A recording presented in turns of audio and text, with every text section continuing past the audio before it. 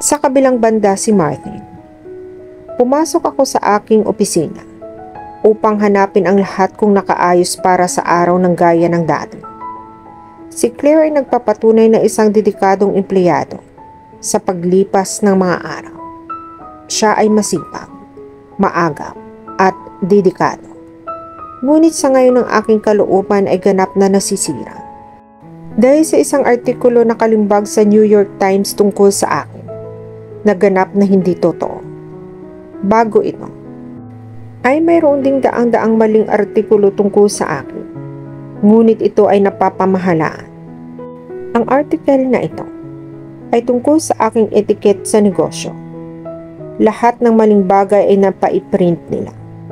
Kung paano ko manipulahin ang financial statement ng aking kumpanya, nagbebenta ng mga nasirang produkto, at kung ano-ano pa.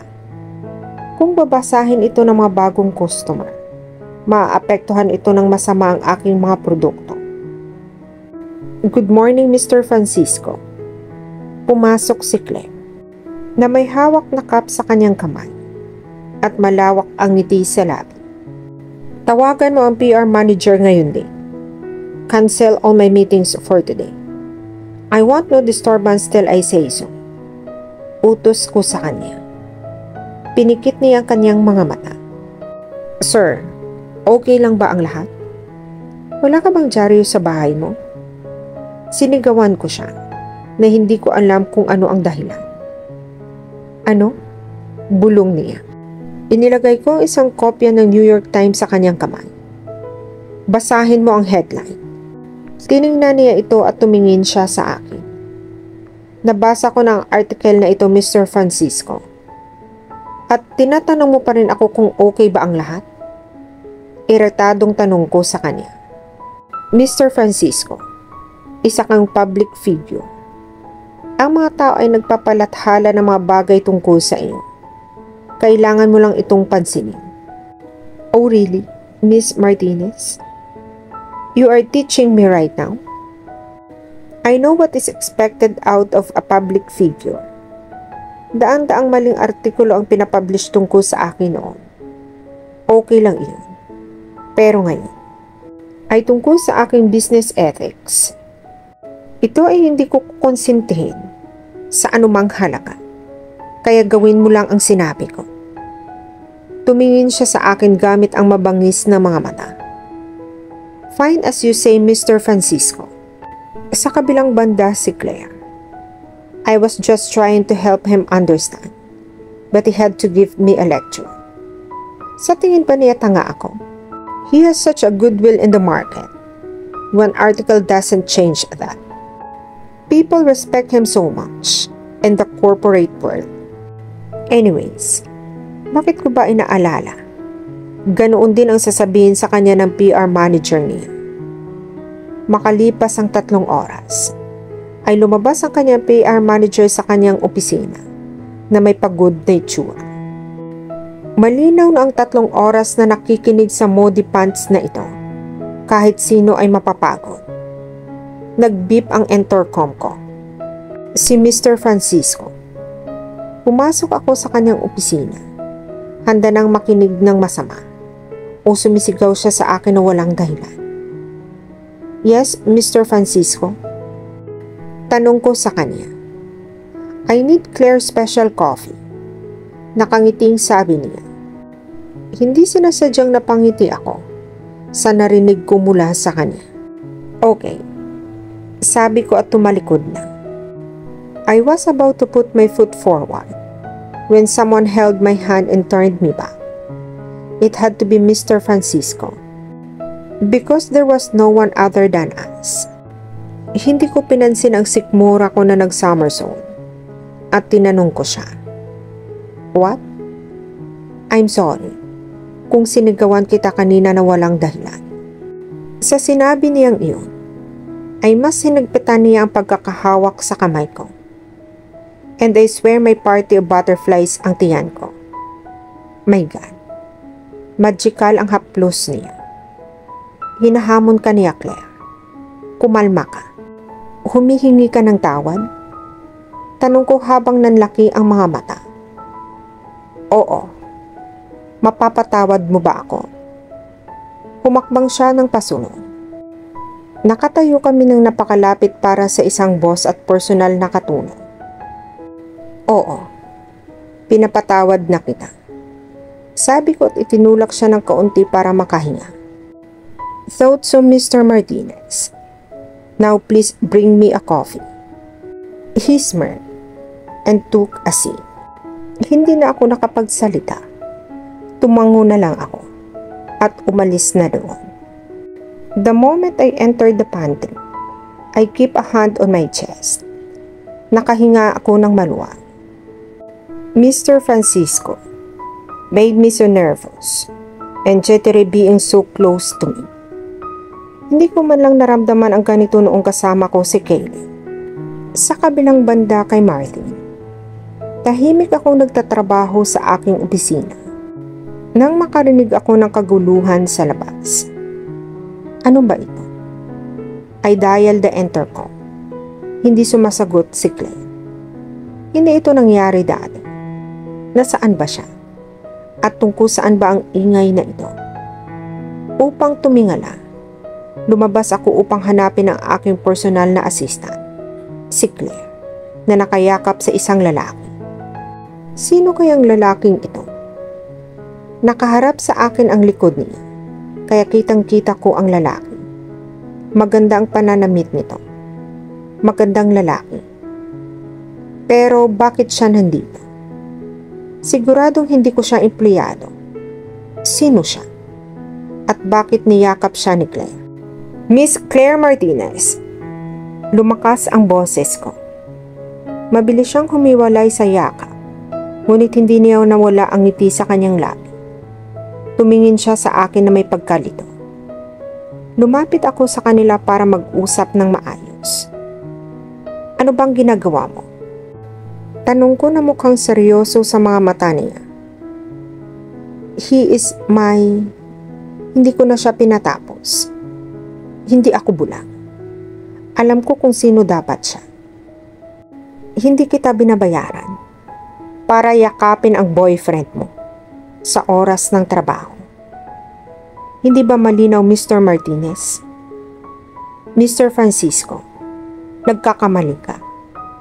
Siya ang... Shut up. Come to my office this instant. Sabi ko at umalis na doon. Sa sandaling pumasok ako sa aking opisina, isang hindi mapakali ang pakiramdam na nag-uugat sa loob ko. Bakit ba ako naaabala ng boyfriend niya? Siyempre, dahil inaaksaya niya ang oras para sa trabaho. Oh please Martin, nanginginig ang inner voice ko. Si Claire isang napakagandang babaeng inaamin ko. Siya ay napakahusay sa kanyang trabaho. Wala nang hihigit pa diyan. Sinasabi ko ito sa aking sarili. Ano iyon? Tanong ni Claire nang pumasok siya. Ako ang dapat magtanong sa iyo ng parehas na tanong. Sabi ko nang hindi tumingin sa kanya. May chinecheck sa laptop ko. Mr. Francisco, ang lalaki sa labas ay si Samuel, kapatid ko. For God's sake. And I wasn't wasting time as you claim it. He was here for a meeting with the marketing head, Mr. Carnes. We didn't meet for a month. Lumapit lang siya sa akin para sorpresahin ako. I was just telling him that you are not that bad. But you came and yelled at me for all the wrong reasons. Sinabi niyang lahat sa isang hininga. Kapatid mo siya? Tanong ko sa kanya. Wow, ang dami mo lang narinig. Nakakainis ka. Wala akong nasabi sa loob ng ilang minuto. Ngunit pagkatapos, ay kailangan ko sabihin ito. Look, I'm sorry. Hindi rin siya nagsalita ng ilang minuto bago nakatingin sa akin. Sige, may trabaho pa ako. Lampas na sa oras ang trabaho ko. Sabi niya sabay lapat ng kamay sa dibdib niya. No, hindi ka pwedeng umalis. Gabi na, Mr. Francisco. Sabi niya at umalis na. Halatang naiinis siya dahil sa akin. Sa kabilang banda si Claire. Napaka-jerk niya. How can he assume na boyfriend ko ang kuya ko? At ano ba ang problema niya sa kuya ko? Boss ko lang siya. On the other note, pumunta lang si kuya para makita ako dahil hindi na siya makakatagal dito dahil may meeting siya pabalik sa LA. Gusto ko siyang kausapin. Gusto kong ipakita sa kuya ko ang apartment ko. Pero sayang, may ibang plano ang Diyos. Pero nangako si kuya, dadating siya next month, kaya mabuti na lang. Nakatira ako ngayon sa aking apartment at hindi kasama sina Natalie at Carter. Masaya ako na nakapagrenta ako ng apartment gamit ang sarili kong kita. I always wanted to work but Caleb always told me not to work. And like a stupid girl in love ay pumayag ako sa kanya. Anyways, pauwi na ako. Sa kabilang banda si Martin. Ilang katangahan pa ba ang dapat kong ipapakita sa harap ng aking personal assistant? That guy was her brother. And I, great Martin Francisco, assumed him to be her boyfriend. Wow. And I don't even know from where my jealous side just came out. Why was I jealous? Claire is my personal assistant. She is my employee. And I am her boss. That's it. Sa kabilang banda si Claire. Kakatapos ko lang mag-dinner. Gumawa ako ng meatballs at pansit. Ito ay medyo maganda sa unang pagkakataon. Noong nakatira ako sa California kasama si kuya, siya ang nagluluto para sa amin dahil siya ay talagang isang mahusay na magluto. Hindi ako nagkaroon ng interes sa pagluluto. Pinapagalitan ako noon ni mama na dapat ay marunong din ako para in case of emergency. Palagi ko siyang binabaliwala na matutunan ko din ito. Pero ngayon miss ko na siya. Namimiss ko ang pagpapagalit niya sa akin. Miss ko na ang luto niya. Miss ko na ang lahat tungkol sa kanya. Hindi na naman ako inaanto. Hindi rin ako interesado na manood ng anumang palabas sa Netflix. Kaya nagpasya akong mamamasyal sa kapitbahayan. Bandang 10:30 PM noon.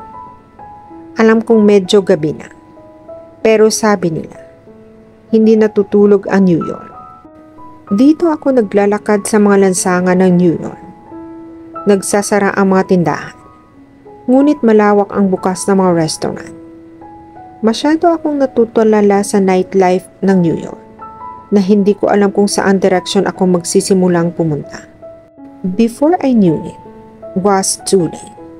Because now, I was on a completely deserted and unknown street. Oh my God, nasaan na ako? Anong gagawin ko? Walang tao dito. Okay, kalma muna Claire. Nasa iyo ang iyong mobile. Mayroon kang GPS. Inilagay ko ang aking address sa GPS at nagsimulang itong ipakita sa akin ang mga direksyon. Nagsimula akong maglakad na sinusundan ang direksyon. Ngunit malayo pa ang daan. Hanggang sa makarating ako sa isang mataong lugar. Naglakad ako ng mabilis. Pero bigla akong nakarinig na mahinang boses ng isang lalaki. Lumingon ako. At nakita kong 3 lalaking medyo lasing na nakatingin sa akin. Saan ka pupunta, honey? Let us show you the way. Don't worry. Wala kaming gagawin sa iyo. Sabi ng isa sa kanila na may blonde na buhok. At dito na po nagtatapos ang part 3 ng ating kwento. Sabay-sabay po nating abangan ang susunod na kabanata. Be good, be safe, and God bless po everyone.